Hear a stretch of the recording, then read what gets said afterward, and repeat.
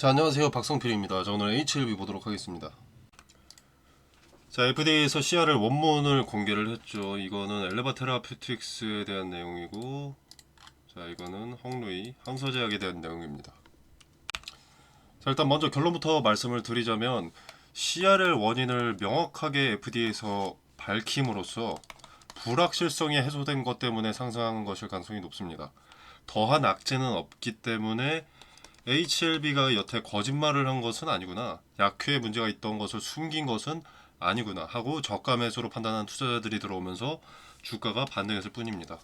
호재도 악재도 아닙니다. 기존에 있던 내용을 문서로 공식화해 줬을 뿐이죠.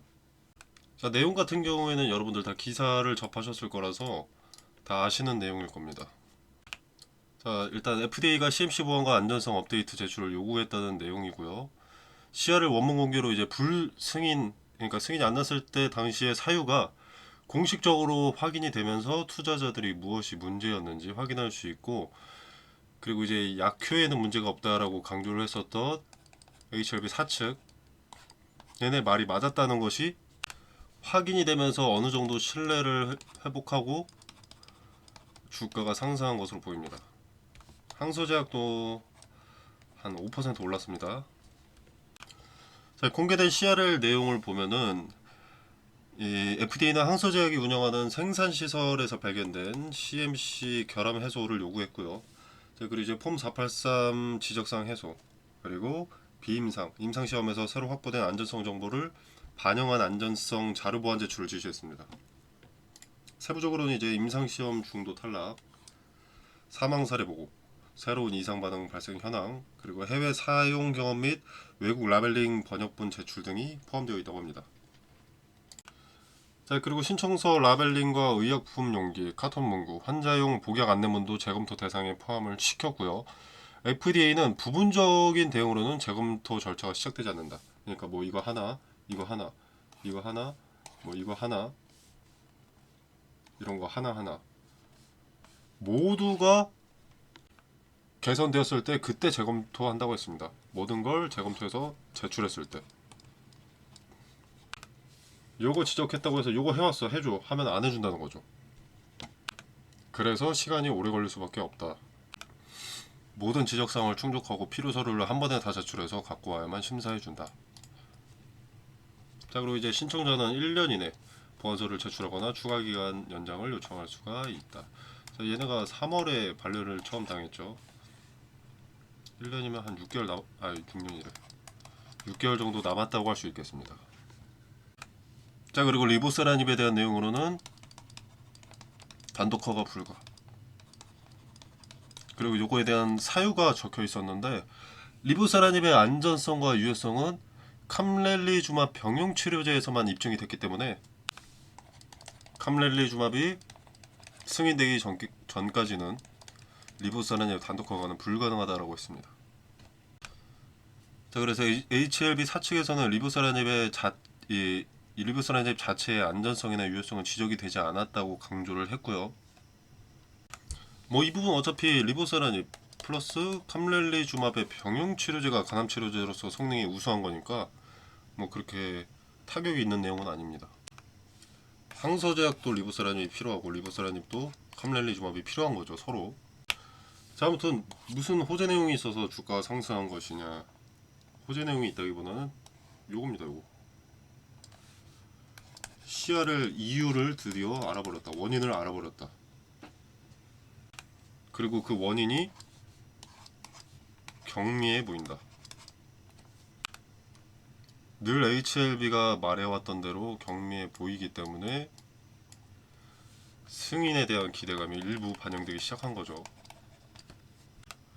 HLB와 항소제약이 약에는 문제가 없다라고 말을 해왔는데, 만약에 FDA에서 약효나 안전성에 대해서 무언가를 지적했다면 폭락했겠죠. 근데 이런 게 없었습니다. 그러니까 투자자들이 약효는 진짜구나, 안심하고 매수세가 몰린 거죠. 자, 그리고 내용 중에 리보세라닙에는 문제가 없다. 다만 캄렐리주맙과의 병용 데이터이기 때문에 단독 승인은 당연히 불가능하다. 자, 이 내용이 있죠. 근데 어차피 단독 승인을 기대하는 투자자는 딱히 없습니다. 병용치료제, 간암치료제, 간암치료제에 대한 기대감이기 때문에 이 부분은 실망감이 반영될 이유도 없습니다. 자, 근데 의아한 건 이 지적사항이 이렇게 오랫동안 해결이 안 될 만한 지적사항인가 싶은 거죠. 자, 안전성 자료 보완 제출을 지시를 했다는데,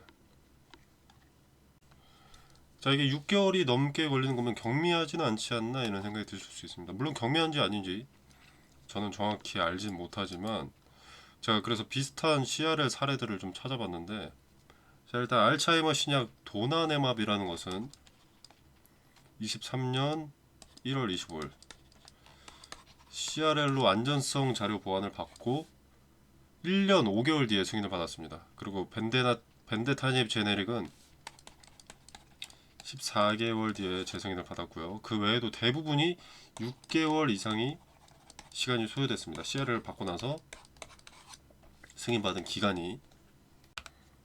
지금 HLB와 항서제약에만 오랜 시간이 부여되고 있는 것이 아니라는 거죠. 평균 8에서 12개월 정도가 소요가 됩니다.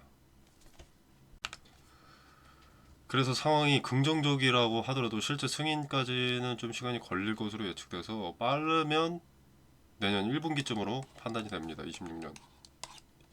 빠르면 1월 정도. 늦으면 2, 3분기까지도 갈 수도 있고요. 자, 아무튼 뭐 달라진 건 없습니다. CRL 원문이 공개됐다고 내용이 달라지진 않죠. 정리를 좀 해보자면 그나마 약효들을 물고 늘어진 것이 아니고 항서제약에 문제가 있는 것이며 모든 자료를 한 번에 제출을 해야 검토를 해주기 때문에 모든 자료가 준비될 때까지 시간이 다소 소요될 수밖에 없고 원래 대부분의 기업이 CRL을 받고 단기간 내에 승인되지 않는다 정도가 되겠습니다. 자, 그리고 차트를 보시면 간만에 거래대금이 1000억을 넘었습니다. 이 검은색 선이 1000억이거든요. 1천억. 간만에 거래가 좀 실렸고 좀 확대를 해서 보겠습니다. 작게 보이니까 1000억을 넘겼고요. 지금 이평선, 요 자주색의 이평선이 5일선입니다. 5일선. 그리고 파란색의 이평선이 21선. 5일선과 21선이 수렴된 자리에 안착했습니다. 위로. 이건 좀 긍정의 신호죠. 여태 21선을 계속 저항으로 두고 있었습니다. 5일선도 마찬가지로 계속 저항으로 두고 있었고요. 5일선은 여기서부터 추세가 반전되기 시작하면서 지지 스탠스를 잡아줬고 이제 21선과 수렴되면서 이 자리에 지지가 강력해졌습니다. 물론 위로는 매물이 있고 이제 장기 이평선인 중기 이평선인 61선, 121선 등등이 한참 위에 있지만 그래도 지지가 수렴됐다는 것이 꽤 의미가 크다고 볼 수가 있겠습니다. 이거는 이제 바닥을 조금 높였다고 볼 수가 있는 거거든요. 그리고 이제 지금 이 갈색이 매물이 많이 있다는 의미인데 여기에 저항을 받고 내려왔습니다만 이걸 돌파하게 되면 이 강력한 매물은 이 많은 매물은 이제 또 지지의 포지션을 잡아주기 때문에 조금 긍정적으로 볼 수가 있겠고요.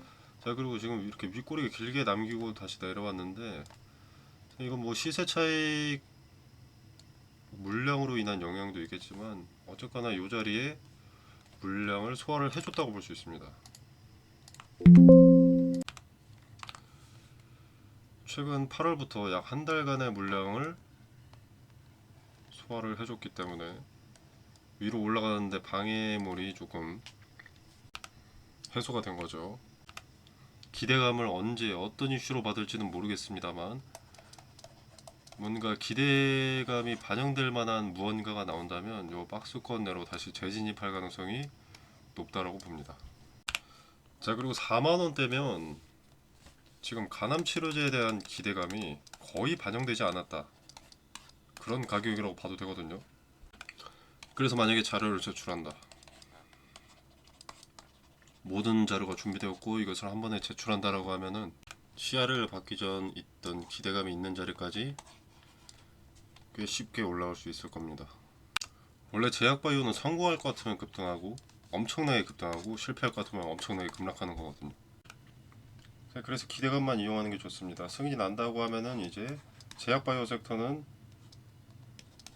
기대감이 앞전에 엄청나게 압도적으로 반영이 되다 보니까 이게 기대감 소멸로 좀 이어지거든요. 이어가는 게 아니라. 왜냐면 기대감이 이렇게 오르고 있다. 그리고 여기서 승인이 났다. 그럼 이렇게 가긴 가겠지만 이런 높은 자리에서 매수할 사람도 필요하지 않겠습니까?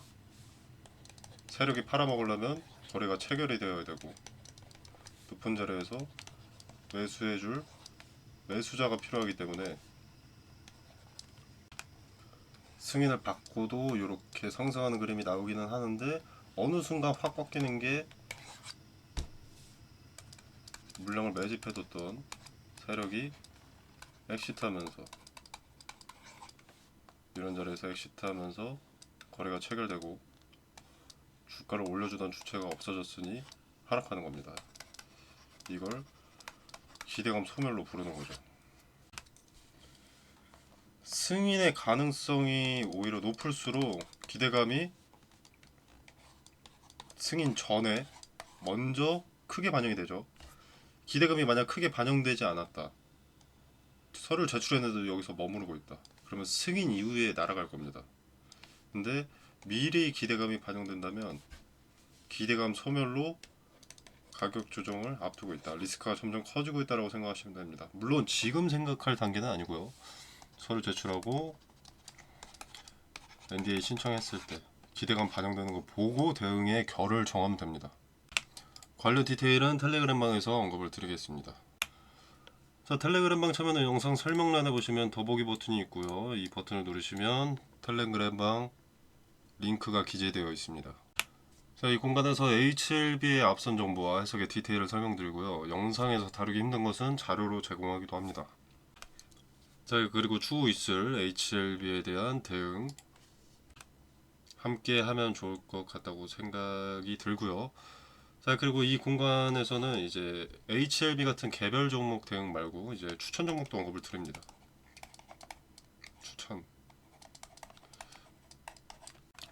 자, 추천 종목 당연히 무료이기 때문에 여러분이 수익률이 어떤지, 근거는 무엇인지, 추천할 만한 종목이 맞는지 직접 여러분의 눈으로 확인하실 수 있으실 거고요.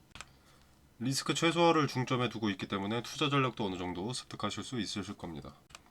자, 관심 있으신 분들은 참여해 보시면 되겠습니다. 자, 오늘 영상은 여기서 마무리하겠습니다. 감사합니다.